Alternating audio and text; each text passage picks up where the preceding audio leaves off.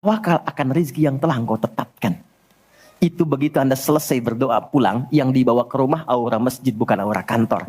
Dan istri anak-anak di rumah mendapatkan ketenangan yang sempurna. Jadi nerima antum itu nerima dalam keadaan yang penuh dengan ketenangan.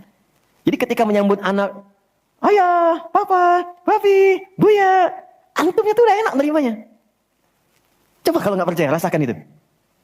Ke masjid itu beda. Dibanding rumah sendiri, rumah Allah lebih tenang kan? Itu baru tempatnya. Dan puncaknya Ka'bah yang menjadi kiblat. Itu ada di Quran, surah kedua, ayat 125. Wa idh ja'alnal baita mathabatan linnasi wa amna. Dan pelajari, pahami, renungi. Ketika aku tetapkan dengan keagunganku, Ka'bah pusat ibadah yang menenangkan. Sebanyak apapun Anda punya kesulitan, depan Ka'bah itu ngalir air mata, tenang aja. Gitu. Pancarannya masjid. Ya. Masya Allah ya. Nah, amalannya sholat. Jadi ambil suasana itu, bawa ke dalam diri kita untuk menghasilkan apa yang kita harapkan. Yang kedua, di intinya kalau sedang tidak tenang, gelisah, ada persoalan, atau bahkan ya, untuk menentukan satu urusan.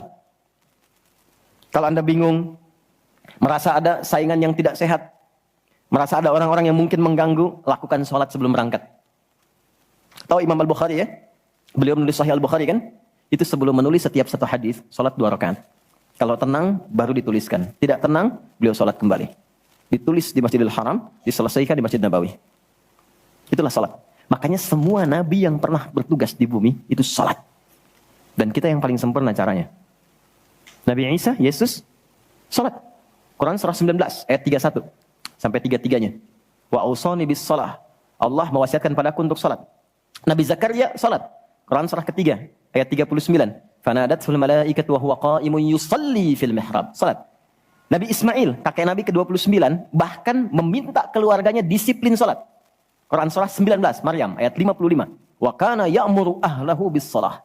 Jadi kalau kita urutkan dari awal sampai ke Nabi Muhammad SAW, atau kita tarik mundur dari Nabi Muhammad ke Nabi Adam AS, tidak ada satupun Nabi yang bertugas di bumi kecuali mereka salat.